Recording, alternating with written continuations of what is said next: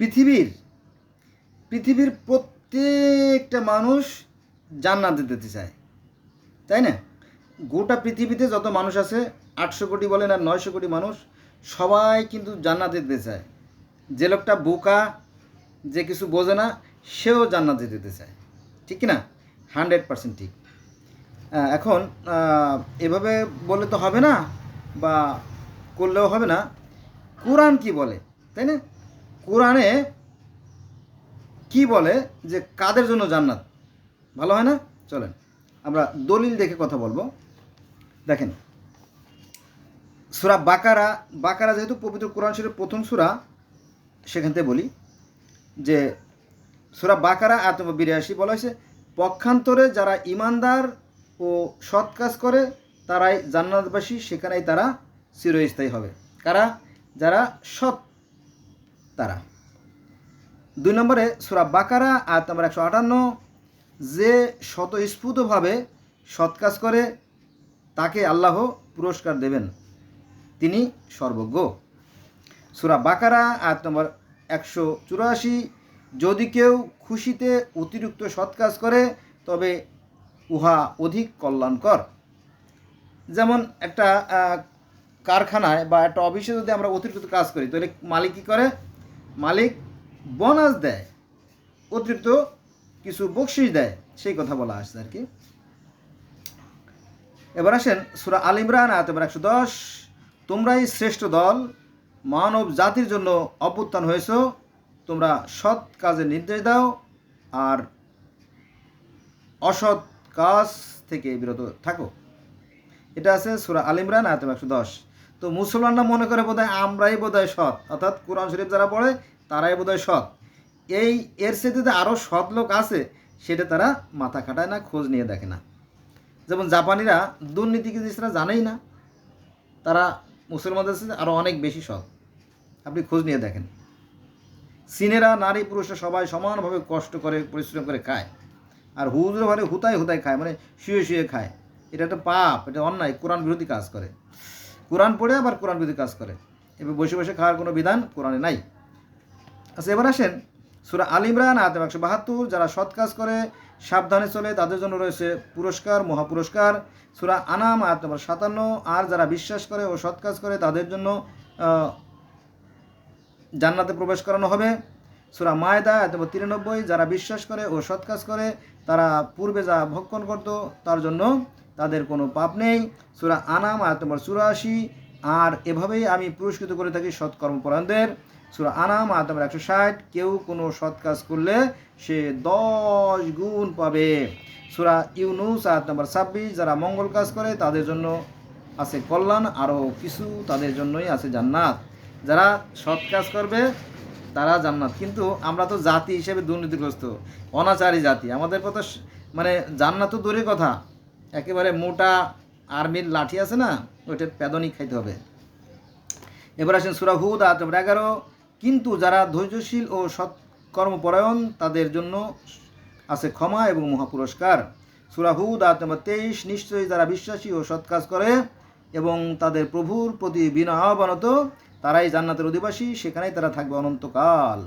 সূরা হুদ আয়াত নম্বর 114, সৎকর্ম অর্থাৎ নামাজ অবশ্যই অসৎকর্মকে দূরে ঠেলে দেয়। যদি আপনার নামাজ আপনাকে সৎ পথে পরিচালিত করে, বুঝতে হবে নামাজ হচ্ছে। আর যদি আপনাকে নামাজ ফেরত না আনতে পারে, তাহলে বুঝতে হবে নামাজ আপনার কোনো কাজে আসতেছে না। এবার আসেন সূরা কাহাফ আয়াত নম্বর 2, বিশ্বাসীগণ যারা সৎ কাজ করে তাদের এই সুসংবাদ দাও যে তাদের জন্য আছে উত্তম পুরস্কার। মানে সৎ কাজের জন্য উত্তম পুরস্কার ছাড়া আর কী হইতে পারে, তাই না? ভালো কাজের ফল তো ভালোই হওয়া উচিত, সেই কথা বলা হয়েছে। সূরা তাহা আয়াত নম্বর 75, এবং যারা তার কাছে বিশ্বাসী হয়ে ও সৎ কাজ করে উপস্থিত হবে, অর্থাৎ আল্লাহর কাছে যারা বিশ্বাসী এবং সৎ কাজে উপস্থিত হবে তাদের জন্য আছে উচ্চ মর্যাদা। সূরা তাহা আয়াত নম্বর 112, এবং যে বিশ্বাসী হয়ে সৎ কাজ করে তার অবিচার ও ক্ষতির সম্ভাবনা নেই। অর্থাৎ যারা সৎ এবং যারা বিশ্বাসী, যারা সৎ কাজ করে তাদের ক্ষতির সম্ভাবনা নেই। কার কথা? আল্লাহর কথা। কিন্তু আপনি অন্যায় কাজ করে তওবা করে মাপ পেয়ে যাবেন, এইসব চালাকি খুব একটা চলবে বলে আমার মনে হয় না আর কি। হতে পারে যদি সেখানে হুজুরা ঘুষ খায় অথবা ফেরেশতারা ঘুষ খায়, হতে পারে। আচ্ছা, হজ আয়াত নম্বর 14, যারা বিশ্বাস করে ও সৎ কাজ করে আল্লাহ তাদের বেহেশতে প্রবেশ করাবেন। সূরা হজ আয়াত নম্বর 23, আল্লাহ তাদের জান্নাতে প্রবেশ করাবেন যারা বিশ্বাস করে ও সৎ কাজ করে, যারা বিশ্বাস করে, যারা সৎ কাজ করে, যারা বিশ্বাস করে, যারা সৎ কাজ করে, যারা বিশ্বাস করে, যারা সৎ কাজ করে, তারা জান্নাতে যাবে। সেই কথা শত শতবার আসছে কোরআনে। সূরা হজ আয়াত নম্বর 50, তাই তারা বিশ্বাস করে ও সৎ কাজ করে তাদের জন্য ক্ষমা ও সম্মানজনক জীবিকা। তারা বিশ্বাস করে সৎ কাজ করে তাদের জন্য আছে সম্মান, তাদের মর্যাদা, তাদের জন্য সব কিছু আছে, হুর গেলেমান সব তাদের জন্য যারা সৎ সৎ সৎ সৎ সৎ। সূরা হজ আয়াত নম্বর 77, হে বিশ্বাসীগণ, তোমরা রুকু করো, সিজদা করো এবং রবের উপাসনা করো এবং সৎ কাজ করো। দেখেন, এই যে রুকু সিজদার সাথে সাথে উপাসনার সাথে সাথে সৎ কাজের কথা বলা হয়েছে। ও সৎ কাজ করে তারাই সফল কাম হবে। এটা আছে সূরা হজ আয়াত নম্বর 77। সূরা নূর আয়াত নম্বর 35, পরিণামে তাদের সৎ কাজের জন্য আল্লাহ তাদের পুরস্কার দেবেন। সূরা নূর আয়াত নম্বর 55, তোমাদের মধ্যে যারা বিশ্বাস করে ও সৎ কাজ করে আল্লাহ তাদের ওয়াদা দিয়েছেন যে তিনি তাদের পৃথিবীতে প্রতিত্ব দান করবেন। দেখেন যে সৎ কাজ করলে সব কিছু ঢেলে দেবে, সম্মান, মর্যাদা, হ্যাঁ, জান্নাত, হুর গেলেমান সব পাওয়া যাবে সৎ কাজের মাধ্যমে।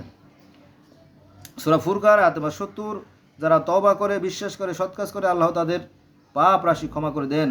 সূরা শুআরা আয়াত নম্বর 71, যে ব্যক্তি তওবা করে সৎ কাজ করে সে সম্পূর্ণভাবে আল্লাহর অভিমুখে হয়। সূরা নামল আয়াত নম্বর 11, তবে যে বাড়াবাড়ি করে তারপর মন্দ কাজ করে পরিবর্তে সৎ কাজ করে তার প্রতি আমি ক্ষমাশীল পরম দয়ালু। অর্থাৎ যদি কেউ ভুল করে অন্যায় করে তাহলে আল্লাহ তাকে ক্ষমা করেন, সেই কথা বলা হয়েছে এখানে। এবার আসেন সূরা নামল আয়াত নম্বর 89, যে কেউ সৎ কাজ করে সে উৎকৃষ্ট প্রতিফল পাবে এবং যেদিন ওরা সংখ্যা হতে নিরাপদ থাকবে। অর্থাৎ যারা সৎ কাজ করবে তাদের জন্য ভালো পুরস্কার দেওয়া হবে, সেই কথাই বলতেছে কোরআনে বারবার বারবার বারবার। সূরা কাসাস আয়াত নম্বর 83, যে কেউ সৎ কাজ করে সে তার কর্ম অপেক্ষা অধিক ফল পাবে। সূরা আনকাবুত আয়াত নম্বর 7, এবং যারা বিশ্বাস করে ও সৎ কাজ করে আমি নিশ্চয়ই তাদের দোষ ত্রুটিগুলো দূর করে দেব এবং তাদের কর্মের উত্তম ফল দান করব। সূরা আনকাবুত আয়াত নম্বর 58, যারা বিশ্বাস করে ও সৎ কাজ করে আমি অবশ্যই জান্নাতের বসবাসের জন্য সুউচ্চ প্রাসাদ দান করব যার পাদদেশে নদী প্রবাহিত। সূরা আনকাবুত আয়াত নম্বর 69, আল্লাহ অবশ্যই সৎ কর্মীদের সঙ্গে থাকেন, আল্লাহ অবশ্যই সৎ কর্মশীলদের সাথে থাকেন। আমার পৃথিবীতে অনেক সভ্য জাতি আছে, সৎ জাতি আছে, যারা পরিশ্রম করে ভাত খায়, তারা দুর্নীতি কি জিনিস বোঝে না। আচ্ছা, এবার আসেন সূরা রুম আয়াত নম্বর 15, যারা বিশ্বাস করে এবং সৎ কাজ করে তারা জান্নাতে থাকবে আনন্দে। সূরা রুম আয়াত নম্বর 44, যারা সৎ কাজ করে তারা নিজেদের জন্য সুখ সজ্জা রচনা করে। সূরা রুম আয়াত নম্বর 45, কারণ যারা বিশ্বাস করে ও সৎ কাজ করে আল্লাহ তাদের নিজ অনুগ্রহে পুরস্কৃত করবেন। সূরা লুকমান আয়াত নম্বর 8, যারা বিশ্বাস করে ও সৎ কাজ করে তাদের জন্য আছে সুখ উদ্যান। সূরা লুকমান আয়াত নম্বর 22, যদি কেউ সৎ কর্মপরায়ণ হয়ে আল্লাহর নিকট আত্মসমর্পণ করে সে তো এক মজবুত হাতল ধরল। সূরা সাজদা আয়াত নম্বর 12, আমরা সৎ কাজ করব নিশ্চয়ই আমরা দৃঢ় বিশ্বাসী হব। সূরা সাজদা আয়াত নম্বর 19, যারা বিশ্বাস করে এবং সৎ কাজ করে তাদের কৃতকর্মের ফলস্বরূপ তাদের আপ্যায়নের জন্য জান্নাত হবে তাদের বাসস্থান। সূরা আহজাব আয়াত নম্বর 31, যারা সৎ কাজ করবে আমি তাদের দুবার পুরস্কৃত করব, দুনিয়াতেও আখিরাতেও। সৎ কাজ করলে অনেক লাভ আছে, একটু কষ্ট হয়, এর কথা সত্য। সূরা সাবা আয়াত নম্বর 4, যারা বিশ্বাস করে ও সৎ কর্মপরায়ণ তিনি তাদের পুরস্কৃত করবেন।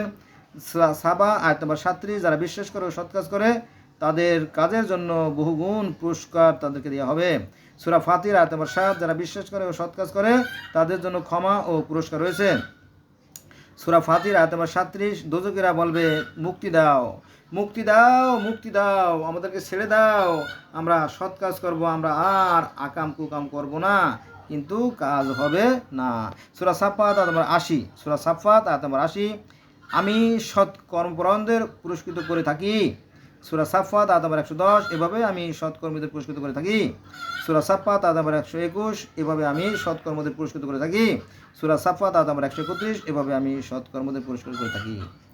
সূরা সাফফাতের 80, 110, 200, 121 এবং 131 মানে অনেকগুলো আয়াতে শুধু সৎকর্মদের পুরস্কার করে থাকি, শুধুমাত্র সৎকর্মদের পুরস্কার করে থাকি, সে কথা বলতেছে বারবার বারবার বারবার। যারা সৎকর্মশীল তাদেরকে আমি পুরস্কৃত করে থাকি, কে বলতেছে? স্বয়ং আল্লাহ বলতেছে। সূরা সোয়াদ আয়াত নম্বর 28, যারা বিশ্বাস করে ও সৎ কাজ করে, যারা বিপর্যয় ঘটায় না, তারা কি সমান? যারা পৃথিবীতে অশান্তি, বিশৃঙ্খলা, চুরি, ডাকাতি, ছিনতাই, লাহাজারি, লুটপাট, রাজনীতি করে, হ্যাঁ, একজনের গাছের কাঁঠাল আরেকজনের মাথা ভেঙে, তারা কি? আর যারা সৎ কি এক না? সৎ এক জিনিস আর চোর বাটপার আর এক জিনিস, ভিন্ন কথা, তাদের শাস্তিও ভিন্ন। সূরা জুমার আয়াত নম্বর 35, সৎ কাজের জন্য এদের রয়েছে পুরস্কার। সূরা জুমার আয়াত নম্বর 58, যদি পুনরায় পৃথিবীতে পাঠানো হতো তাহলে আমরা হতাম সৎ কর্মপরায়ণ। যখন দোজকে ফেলানো হবে তখন তারা আফসোস করবে, হায় হায়, তাই না? এবার আসেন সূরা মুমিন আয়াত নম্বর 40, যারা বিশ্বাসী হয়ে সৎ কাজ করে তারা প্রবেশ করবে জান্নাতে। ওই যে খালি সৎ কাজ, সৎ কাজ, সৎ কাজ। জান্নাতে যাওয়ার কন্ডিশন কটা? দুইটা, বিশ্বাস আর সৎ কাজ। সূরা মুমিন আয়াত নম্বর 58, সমন্বয় অন্ধ ও চক্ষুমান এবং যারা বিশ্বাস করে ও সৎ কাজ করে। সূরা সূরা আয়াত নম্বর 22, যারা বিশ্বাস করে ও সৎ কাজ করে জান্নাতের মনোরম পরিবেশে তারা প্রবেশ করবে। সূরা জাসিয়া আয়াত নম্বর 15, যে সৎ কাজ করে সে তার কল্যাণের জন্যই করে। সূরা জাসিয়া আয়াত নম্বর 30, যারা বিশ্বাস করে ও সৎ কাজ করে তাদের রব তাদের জান্নাতের প্রবেশাধিকার দান করবেন। অর্থাৎ যারা সৃষ্টিকর্তায় বিশ্বাস করে সৎ কাজ করে জান্নাতের টিকিট তাদেরকে দেওয়া হবে। এখন আমার কথা হচ্ছে কি একটু ভিন্ন। আমি যেহেতু জগতের বিভিন্ন ধর্মের ছাত্র, পৃথিবীতে ধর্মের সংখ্যা আছে প্রায় 4000 বা 4500 বা 4315টা।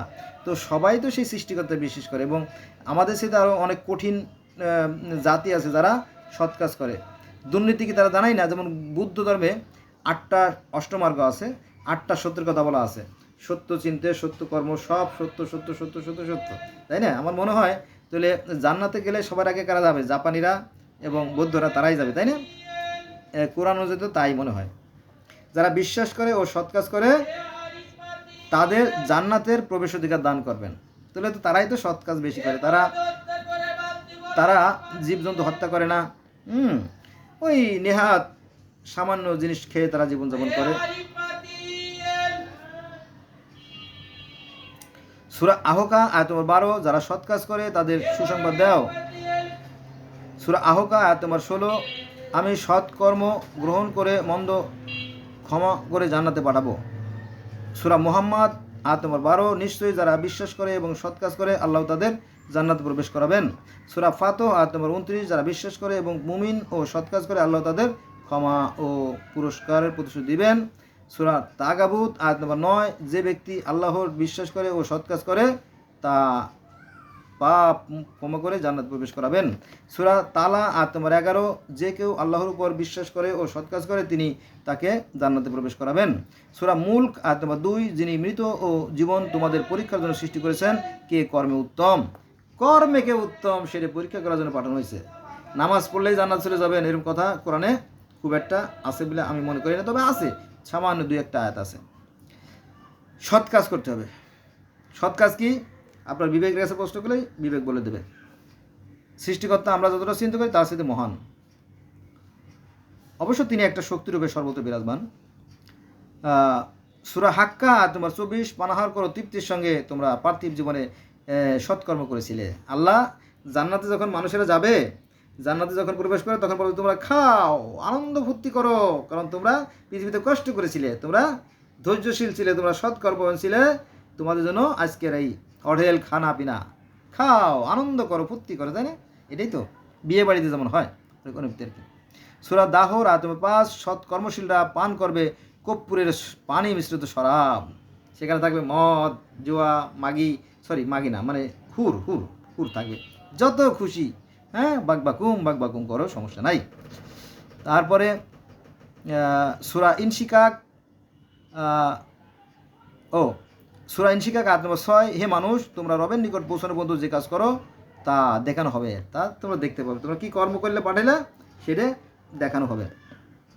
সূরা ইনশিকাক আয়াত নম্বর 25, কিন্তু যারা বিশ্বাস করে ও সৎ কাজ করে তাদের জন্য নিরবিচ্ছিন্ন পুরস্কার রয়েছে। যারা সৎ কাজ করবে তাদের জন্য পুরস্কার, আর যারা আকাম করবে তাদের জন্য কি?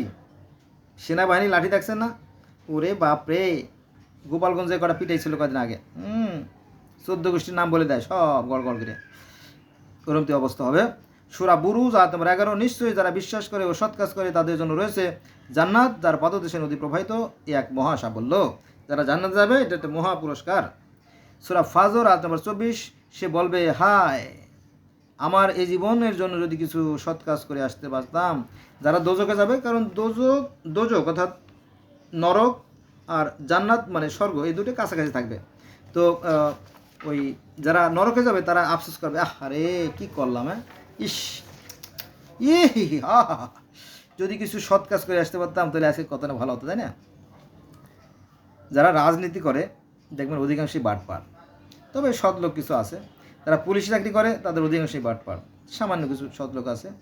আর সরকারি প্রতিষ্ঠানে যারা চাকরি করে এরাও বাটপার, সামান্য কিছু সৎ লোক আছে আর কি। হ্যাঁ, তো তাদের জন্য এই পর্যন্তই শেষ, এরপরে কিছু হয়তো থাকবে না, কোরআনের ভাষ্য অনুযায়ী আর কি। যাক, আপনার যা খুশি করে যান, সমস্যা নেই।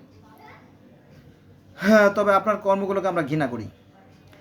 কিছুদিন আগে যশোর বাড়ি, ওনার হিসেবে ইসরাফিল নামে একজন ওয়াসায় চাকরি করে, উনি আমার কাছে অবৈধভাবে অন্যায়ভাবে 9 লক্ষ টাকা ঘুষ দাবি করছে। কত? 9 লক্ষ টাকা। আমি বললাম, ভাই এখন তো বর্ষাকাল, আমরা বিল্ডিংটা করছি, তো পানি তো তেমন খরচ হয় না, রেডিমিক্স দিয়ে আমরা প্রথমে কাজ করছি, তারপরে সামান্য পানি হতে করেছি, কিন্তু 9 লক্ষ টাকার পানি আমরা প্রতি মাসে তো বিল দিছি। হলো না, 9 লক্ষ দিতে হবে, নইলে আমরা লাইন দেবো না। সন্ত্রাস, ভয়ঙ্কর সন্ত্রাস। সে বেতন পায় কত? হয়তো মিটার তো হয়তো দেখা গেলো 30-35 টাকা বেতন পায়, কিন্তু ছেলে পড়ায় আমেরিকাতে, মেমোরিয়াল ইউনিভার্সিটিতে। ঘটনা সত্য, 100% সত্য, কারণ আমার জীবনে ঘটে যাওয়া ঘটনা আর কি। তো এরকম বাট পড়ে আমাদের দেশটাকে খেয়ে ফেলতেছে, কিন্তু ওই যে প্রমাণ নাই তো, সে যে আমার কাছে 9 লাখ টাকা চাইলো, বা আমি তাকে যে 9 লাখ টাকা দিলাম, এতে কোনো প্রমাণ নাই, সাক্ষী নাই। আর যদি আমি বলতেও যাই তাহলে কিন্তু আমার লাইন দেবে না, বড় ধরনের ঝামেলা হয়ে যাবে। ঠিক আছে, এই হলো বিষয়। এভাবে চলছে দেশটা, দেখা যাক কোথায় যে ঠেকে। আর আজকাল কী হয়েছে জানেন? এই যে শেখ হাসিনা চলে যাওয়ার পরে আজকাল যেটা হচ্ছে, আজকাল যারা আওয়ামী লীগের নেতা যারা ছিল বা এই টাইপের যারা আছে, তাদের বিরুদ্ধে কোর্ট থেকে একটা মামলা দেয়। কোর্ট থেকে মামলা দেয় যে আপনার বিরুদ্ধে মামলা আছে, পরে থানায় পাঠায় দেয়। থানা আবার ফোন দেয়, হ্যালো আপনি একটু থানায় আসেন। পরে আসার পর আপনার বিরুদ্ধে মামলা হয়ে গেছে, বড় ধরনের মামলা। আমরা যদি শক্ত করে লিখে দেয় তাহলে কিন্তু আপনি জামিন পাবেন না, আর যদি আমরা হালকা করে দিই তাহলে কিন্তু জামিন পাবেন। কী করবেন করেন? বলে স্যার মাফ করা যায় না। যায়, টাকা লাগবে 50 লাখ। আমার তো ঘর বাড়ি বেচলে 50 লাখ হবে না, আমি তো গরিব, মুদি দোকানি, ছোটো ব্যবসা করি। 3 লাখ টাকা দাও। 3 লাখ টাকা বর্তমান বাজার, 3 লাখ টাকা সর্বনিম্ন রেটটা 3 লাখ টাকা, আমি জানি আর কি। এরকম আকাম কুকাম করতেছে। তো এই আকামের ভার কিন্তু এই যে সারজিদ আলম বলেন আর যারা আছে, অথবা ইনুস সাহেব, এদের ঘাড়ে বর্তাবে। এদের পরিণতিও হাসিনের মতো হবে, বেশি সময় নাই, এই বছর অপেক্ষা করেন, দেখবেন ঘটনা এরকম। ঠিক আছে, পাপ কাউকে ক্ষমা করে না, পাপ কাউকে ক্ষমা করে না। আমি যেটা খুব দৃঢ়তার সাথে বলি যে আমাদের প্রত্যেকটা প্রতিষ্ঠান, বিশেষ করে সরকারি প্রতিষ্ঠানগুলো সমস্ত দুর্নীতির আঁকড়ায় পরিণত হয়েছে। হ্যাঁ, ফলে আমাদের ভাগ্য থেকে সুখ শান্তি উঠে গেছে আর কি। চলতে থাক, আমরাও চলতে থাকি, দেখা যাক কোথায় যে ঠেকে। কত আর ঠেকাবেন, তাই না? তো অত্যাচারী যারা, জালেম যারা, তাদেরকে আল্লাহ সৎপথ দেখেন না। আমরাও সৎপথ প্রাপ্ত হব না, পাবো না। ধর্ম এটাও তো ধোঁকাবাজি ব্যবসা। ধর্মকে আছে আমাদের দেশে? বলেন, এদেশে কোনো মানুষের ধর্ম আছে? ধর্মই তো নাই। তো এত ধর্ম করে কী লাভ হবে চিৎকার করে? আমি ভালো না মন্দ সেটা প্রকাশ পায় মানে আচার আচরণ চলাফেরার মাধ্যমে, তাই না? আচ্ছা, এবার আসেন সূরা বাইয়িনা আয়াত নম্বর 7, যারা বিশ্বাস করে ও সৎ কাজ করে তারাই সৃষ্টি শ্রেষ্ঠ। কারা সৃষ্টি শ্রেষ্ঠ? যারা সৃষ্টিকর্তায় বিশ্বাস করে এবং সৎ কাজ করে।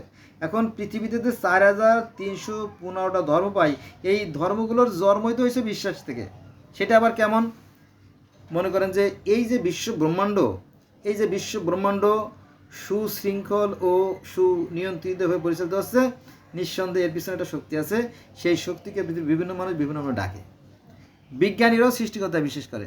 কে বলছে বিজ্ঞানের বিশ্বাস বলে না? হয়তো শতকরা 2-1 হয়তো বিশ্বাস করে না, এটা সত্য। কিন্তু সৃষ্টিকর্তা বিশ্বাস করে না, সৃষ্টি শক্তিতে বিশ্বাস করে না, এটা সঠিক না। যারা নাস্তিক তারা কিন্তু বলে না যে সৃষ্টিকর্তা আছে কি নাই, তা বলে না কিন্তু। হ্যাঁ, তারা বলে না, যারা নাস্তিক তারা কিন্তু বলে না যে সৃষ্টিকর্তা নাই, তা বলে না কিন্তু, কারণ তারা তো দলিল নাই। একটা জিনিস খেয়াল করে দেখবেন, খুব গভীরভাবে সৃষ্টিকর্তা দেখবেন, যারা নাস্তিক তারা কিন্তু বলে না যে সৃষ্টিকর্তা নাই, বলে না। আবার সৃষ্টিকর্তা আছে তাও বলে না, তারা বলে যে দলিল দেখাও। সৃষ্টিকর্তা যদি থেকে থাকে তাহলে প্রমাণ দেখাও, যদি প্রমাণ থাকে তাহলে আমরা সেটা মেনে নেব। কিন্তু আসলে এটা আসলে বেশ কঠিন ব্যাপার। এই যে চন্দ্র, সূর্য, গ্রহ, নক্ষত্র, দিন রাত, জোয়ার ভাটা, ঋতু বৈদ্যুতিক, সকাল সন্ধ্যা, এই যে গাছে ফুল ফল, নদী ভরা জল, এই যে সমস্ত ঘটনা ঘটতেছে, ডিমগুলো থেকে বাচ্চা বেরোচ্ছে, আবার বড় হচ্ছে, আবার সেটা অন্যতে খেয়ে বেঁচে থাকতেছে, আবার ডিম ফুটতেছে, তাই না? এই যে সমস্ত কর্মকাণ্ড, এর পিছনে একটা অতিকায় একটা শক্তি কাজ করছে, যেটাকে আমরা ক্ষুদ্র জ্ঞানে হয়তো উপলব্ধি করতে পারি না।